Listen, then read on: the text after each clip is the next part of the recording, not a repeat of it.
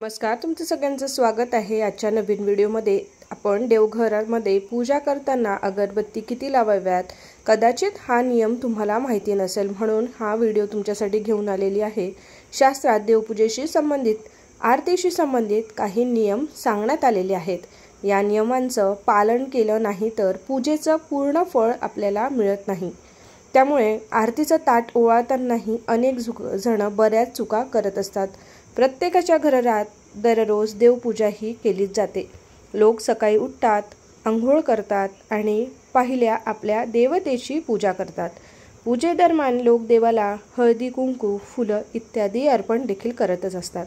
यासोबतच अगरबत्ती लावून आरतीही केली जाते।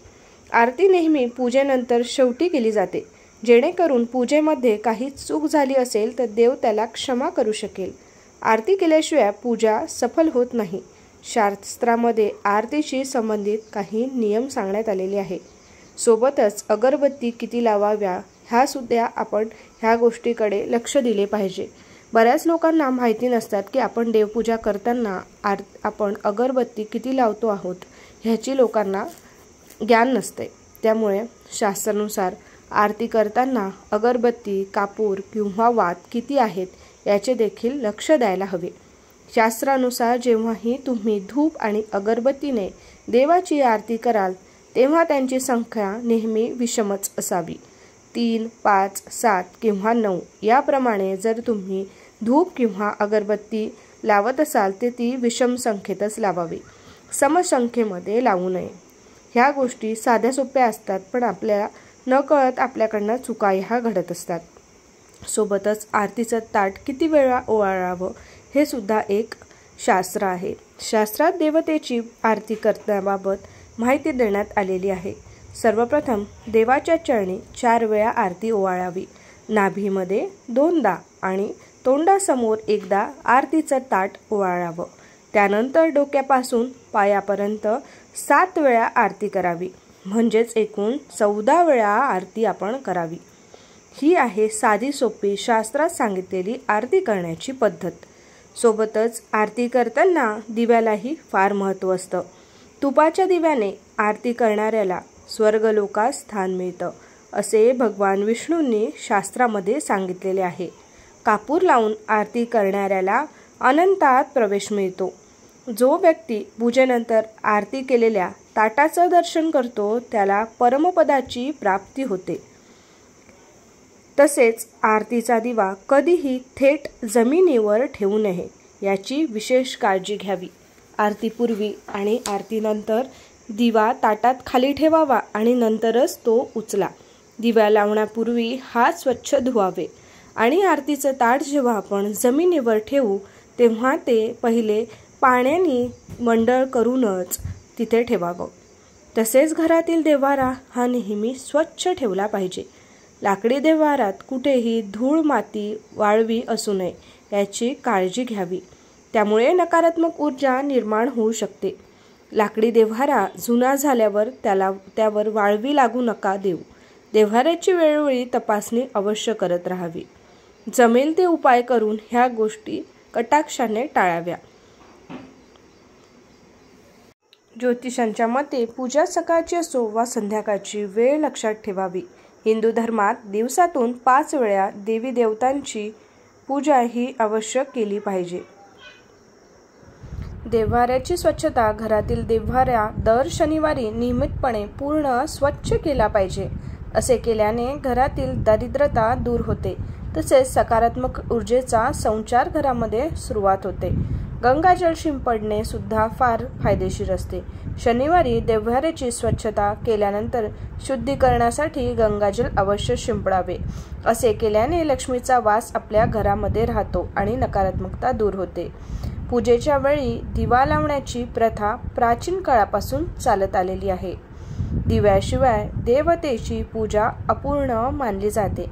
नेहमी दिवा लावण्यापूर्वी तो पाण्याने पूर्णपणे स्वच्छ करावा, त्यानंतरच दिव्यात ज्योत प्रज्वलित करावी। या दिवशी देव्हाऱ्याची स्वच्छता करू नये, म्हणजेच देव्हाऱ्याची साफसफाई आपल्याला गुरुवारी आणि एकादशीच्या दिवशी करू नये। असे केल्याने देवतांच्या नाराजीला सामोरे जाऊ लागू शकते। घरात अमावस्येच्या दिवशी देखील आपण ह्या गोष्टी टाळाव्या. देवाची मूर्ती चित्र थेट भिंतीवर सुद्धा लावू नये. देव्हाऱ्याची साफसफाई करताना मूर्तीला खाली काढून थेट जमिनीवर देखील ठेवू नये. एखादे भांडे किंवा उच्च स्थानावर ठेवावे. देव्हाऱ्यातही देव नेहमी स्वच्छ कपड्यांवर आणि उंच जागेवरच ठेवावे. असे केल्याने त्यांचं देवत्व जे आहे ते टिकून राहतं, त्यांना दोष लागत नाही. तसेच देव्हाऱ्याचा पडदा हा नेहमी पूजा केल्यानंतर नेहमी देव्हारा पडद्याने झाकून ठेवावा आणि रात्रीच्या वेळेसुद्धा झाकून ठेवावा. कापूरसुद्धा आपण रोज देवासमोर लावायला हवा.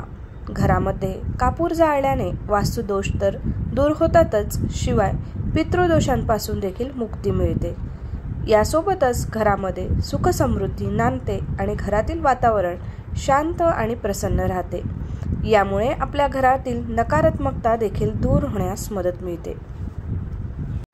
जर आपल्या घरामध्ये देवघर बनवण्यासाठी जास्त जागा नसल्यास किचनमध्ये ईशान्य कोपरा म्हणजेच उत्तर पूर्व दिशेला देवघर आपण बनवू शकतो. देवघर ईशान्य दिशेलाच असावे, कारण ईश्वरीय शक्ती ईशान्य कोपऱ्यातून प्रवेश करतात आणि नैऋत्य कोपऱ्यातून बाहेर जातात, अशी मान्यता असल्याने सांगितले जाते. घरामध्ये देवघर अशा ठिकाणी ठेवावे जेथे दिवसभरातून काही काळासाठी सूर्यप्रकाश पोहोचेल.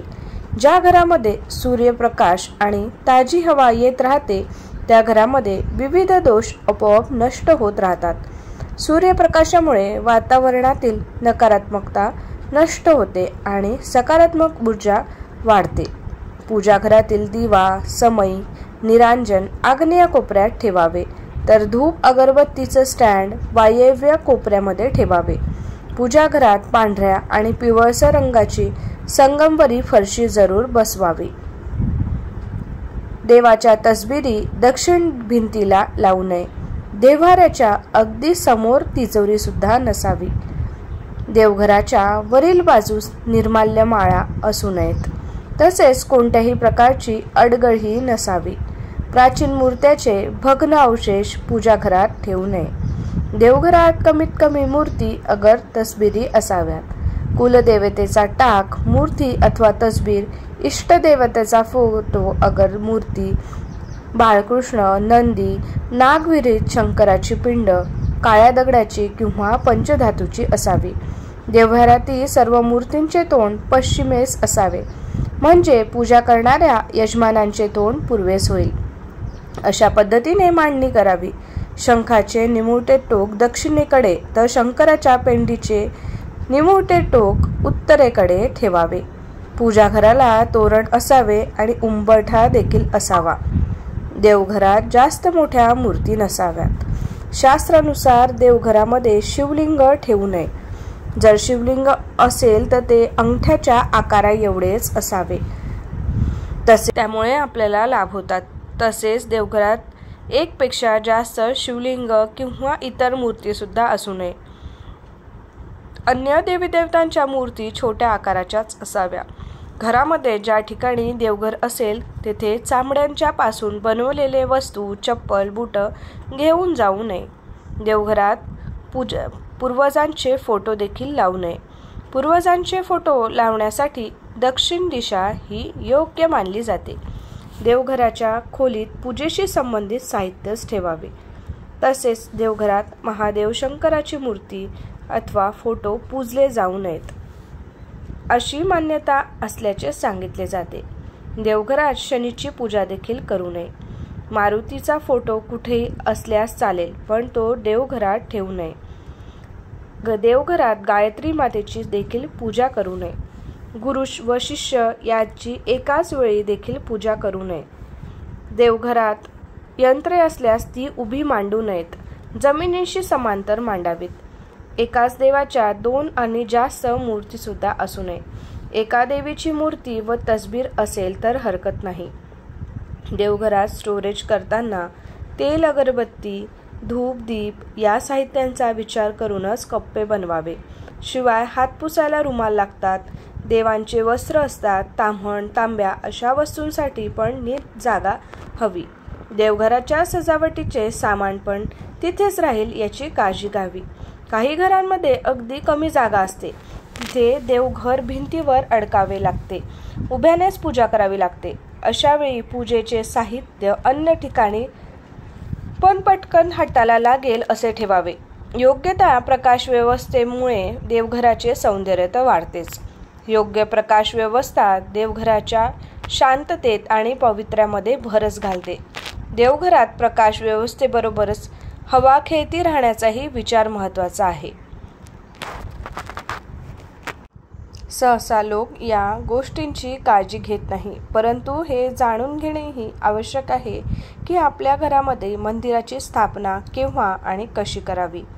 चैत्र, फाल्गुन, वैशाख, माघ, ज्येष्ठ, श्रावण आणि कार्तिक महिना हे मंदिर स्थापन करण्यासाठी सर्वोत्तम महिने मानले गेलेले आहे.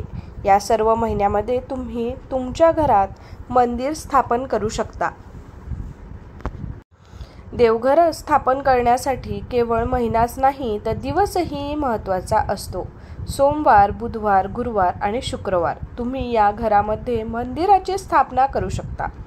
केवळ मंगळवार, शनिवार आणि रविवार या दिवशी घरामध्ये देवघर किंवा मंदिराची स्थापना करू नये.